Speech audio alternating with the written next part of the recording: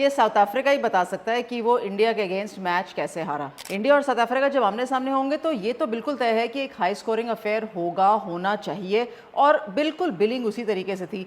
India ने अच्छा target set किया बट कन्विंसिंग टारगेट नहीं था। साउथ अफ्रीका को लगा होगा कि वो चेस कर जाएंगे, और जिस तरीके की शुरुआत थी वो बिल्कुल ऑन कोर्स थे चेस करने के लिए, लेकिन हुआ नहीं। इवेंचुअली इंडिया मुकाबला जीता और 2 बैक टू बैक विंस के साथ कंफर्टेबली प्लेस्ड है ट्राई सीरीज के अंदर।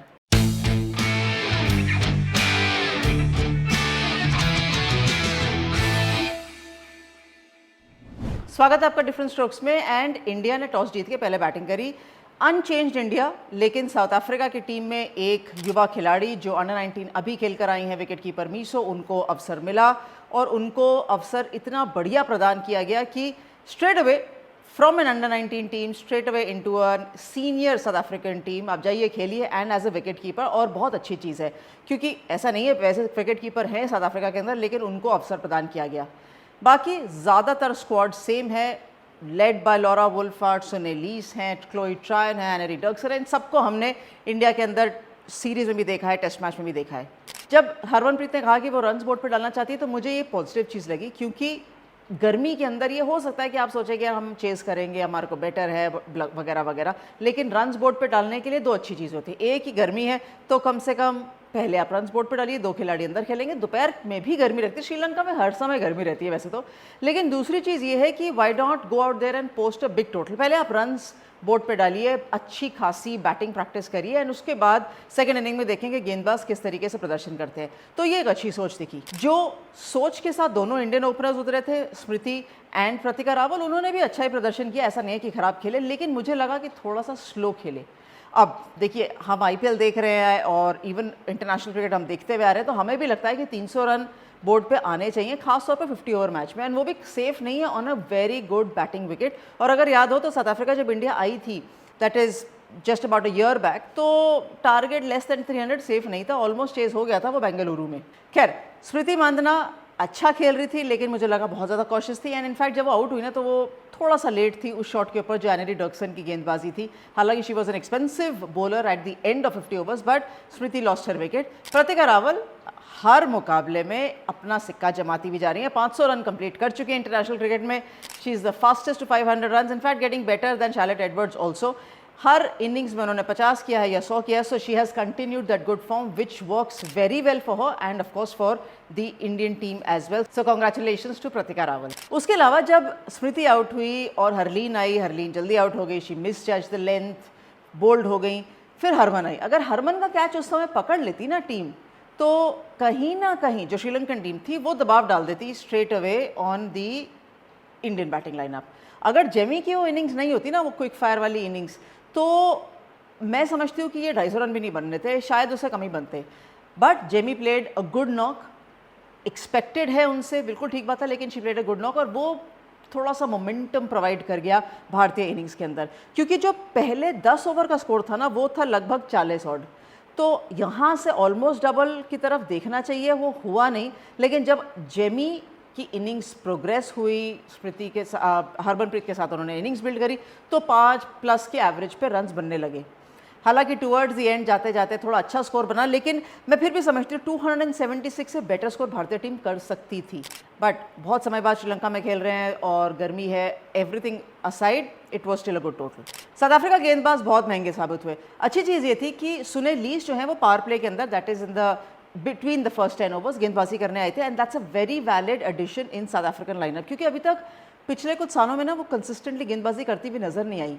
जो मसाबाटा क्लास ने अच्छी बॉलिंग शुरू करी और ऑफ कोर्स उनको बैक किया बाकी स्पिनर्स ने भी, मुझे लगा कि सबका योगदान बहुत अच्छा था। मलाबा का भी अच्छा था, लेफ्ट आर्म स्पिनर जो है वो सबका योगदान बहुत अच्छा था, एंड सबसे अच्छा योगदान लगा सोनेलीस का, बारिंग एनरी डर्क्सन। सब लोग की इकोनॉमी 4 और 5 के बीच में थी, which is very good for south Africa. चलिए, जो डिफेंड करने के लिए आएंगे तो आप ऊपर से टारगेट देखिए कि अगर आपके सामने 276 या 277 का टारगेट है तो आपके ओपनर्स किस तरीके से खेलेंगे, उससे डबल अच्छा खेले। टास्मेन ब्रिट्स एंड लॉरा वुल्फार्ड की जो बैटिंग थी ना, आउटस्टैंडिंग थी। इनफैक्ट दे रीच्ड 50 रन से अधिक 7 ओवरों के अंदर, विच मीन्स कि जो इंडियन टीम ने नहीं किया वो साउथ अफ्रीका ने करके दिखाया। That's one thing of difference between the two sides. जिस तरीके से रन्स बन रहे थे 133 बिना नुकसान के 25 ओवर के आसपास, तो ऐसा लग रहा था कि they can easily get to the chase and they were all set, because जैसे इंडिया लंबा बैटिंग है ना, वैसे साउथ अफ्रीका का भी बैटिंग ऑर्डर बहुत लंबा है और ये रन्स बनने चाहिए थे। जिस तरीके से सुनील लीस आउट हुई, वेरी बैड शॉट, सीधी बॉल पे बोल्ड हो गई। फिर जब क्लोई ट्रान ने रन बनाने शुरू किए या एनरी डॉक्सन ने बनाने शुरू किए, तो फिर सामने से साझेदारी नहीं बनी। टास्मैन ब्रिट्स ने आउटस्टैंडिंग रन बनाए, शतक भी लगाया, फिर क्रैम्प्स भी आए, बाहर भी गई। वो जो थोड़ा सा मोमेंटम साउथ अफ्रीका ने खोया ना, उसमें इंडिया को मैच में वापस आने का अवसर मिला। Yes, they did come back well, but इस समय क्योंकि मैं साउथ अफ्रीका की बात कर रही हूँ, तो वहाँ पर वो चूक हो गई। एंड साउथ अफ्रीका अपने ड्रेसिंग रूम में इस बात को लेकर बहुत नाराज़ होगी कि इस स्थिति से वो मैच ख़त्म नहीं कर पाए, जीत नहीं पाए। वो बिल्कुल अनहैप्पी होंगे अपने इस लास्ट के प्रॉब्ली 10 ओवर्स 12 ओवर्स में, बिकॉज 133 बिना नुकसान के बाद तो मैच बिल्कुल बन जाता है। एंड आई एम श्योर अगले मैच में उनका प्रदर्शन बेटर रहेगा। दूसरी तरफ इंडियन गेंदबाजी की तरफ देखेंगे तो मुझे लगा अगेन अरुंधति रेड्डी और काशवी गौतम थोड़ा सा शॉर्ट गेंदबाजी कर रहे थे, बैक ऑफ द लेंथ भी गेंदबाजी कर रहे थे। जब पिच थोड़ी स्लो होती है तो थोड़ा आगे की तरफ गेंदबाजी करने की ज़रूरत होती है एंड फील्ड उसी हिसाब से सेट होती है। मैं ये नहीं कहूँगी पूरा गलत था, लेकिन सीम बॉलर अगर दो ही खेल रहे हैं और अमनजोत कौर फील्डिंग करने आई थी, तीसरा सीमर है नहीं, तो फिर जो रिस्पॉन्सिबिलिटी है वो कहीं ना कहीं भाई सीखना तो पड़ेगा। और अगर अरुंधति रेड्डी सीनियर बॉलर हैं तो उनको ठीक है, ऑस्ट्रेलिया से खेल कर आई, अच्छा खेला, लेकिन श्रीलंकन कंडीशंस में उनको और बेटर प्रदर्शन अब करना चाहिए। अगर अब नहीं करेंगे तो फिर कब करेंगे। अगर स्नेह राणा नहीं होती ना, कैसे नहीं होती, स्नेह राणा तो हमेशा ये कहती हैं मैं हूँ ना। Thank you so much Charu. अरे कितने लोगों को नाम पता है वैसे? बहुत सारों को पता है, क्योंकि पहले तो स्नेह कोई जानता ही नहीं था। सो सब जब मैंने पंजाब में भी खेला तो मोस्टली चारों ही बोलते हैं सब। और उसी तरीके से स्नेह राणा का प्रदर्शन चलता भी रहा कि अगर लास्ट में विकेटें चाहिए, जिस तरीके से उन्होंने गेंदबाजी करी, हल्का सा टॉस अप एक्स्ट्रा किया, थोड़ा सा पेस कम किया और वो विकेट टू विकेट गेंदबाजी करती हुई नजर आई। जितनी पिटाई सीम बॉलर्स को हुई उतनी पिटाई स्पिनर्स को नहीं हुई, and that is the credit to the senior bowlers, even Deepti Sharma and Sneh Rana. Charni ने भी अच्छी गेंदबाजी करी, उनके लिए एक्सपीरियंस है, लेकिन अगर वो नहीं होती, 5 विकेटें नहीं लेती, player of the match performance नहीं मिलती, तो फिर भारतीय टीम चूक जाती एक और मुकाबला जीतने से। वाई फेयर व्हेन स्नेह राणा इज़ देयर, ये तो लाइन है जो हम सुनते ही रहेंगे और मुझे लगता है कि बहुत अच्छा एडिशन है भारतीय टीम में, specially in the 50 over format. कुछ सवाल हैं, कुछ थॉट्स हैं जो आपके आते रहते हैं और वो मैं ले लेती हूँ यहाँ पर। विशाल का थॉट है कि जब वहाँ कोई व्यूअर है ही नहीं हो तो हम वहाँ खेल क्यों रहे हैं, इंडिया में खेल लेते। श्रीलंका की बात कर रहे हैं तो विशाल ऐसे नहीं होता, सीरीज़ तो खेलनी पड़ेगी ना, सब कुछ इंडिया में नहीं हो सकता है। इनफैक्ट इंडिया में इस समय जब IPL चल रहा है तो आपको कैसे लगता है कि विमेंस क्रिकेट साथ में IPL, तो ब्रॉडकास्टर कैसे दिखा पाएगा, जस्टिस कैसे हो पाएगा, नहीं हो पाएगा। So that is one thing. हालांकि I do agree with you, दिन में विमेंस क्रिकेट का मैच खेल सकते हैं, दिखा सकते हैं, और शाम को IPL दिखा सकते हैं, ऑप्शन बिल्कुल है, लेकिन डबल हेडर वाले दिन क्या करेंगे? पॉइंट। वर्ल्ड कप वेन्यूज़ पे लेके भी आपका सवाल है। वैसे अभी तक फाइनल नहीं हुए हैं, लेकिन ऑफकोर्स थोड़ा सा ओपिनियन है या एक फीडबैक है कि जो वेन्यूज़ निकले हैं शायद वो हो सकता है, लेकिन अभी तक फाइनल नहीं हुए हैं। हरपाल सिंह का सवाल है कि स्मृति को अग्रेसिवली खेलना चाहिए because Pratika Rawal can bat through the innings. I do agree, Smriti को अग्रेसिव खेलना चाहिए। मैं कहूँगी प्रतिका को भी अग्रेसिव खेलना चाहिए बिकॉज यहाँ पर अब आप विकेटें बचा के नहीं खेल सकते। यहाँ पर आपको 300 प्लस अगर टारगेट पे पहुँचना है तो it has to be a very conscious effort. ऊपर के दो कब अटैक करेंगे, मिडिल ऑर्डर में कैसे खेलेंगे, लोअर मिडिल ऑर्डर कैसे खेलेगा, it is a very conscious move. जैसे T20 चलता है ना, वैसे ही 50 ओवर भी चलता है in obviously different strategy, but yes everybody needs to step up including Deepti Sharma.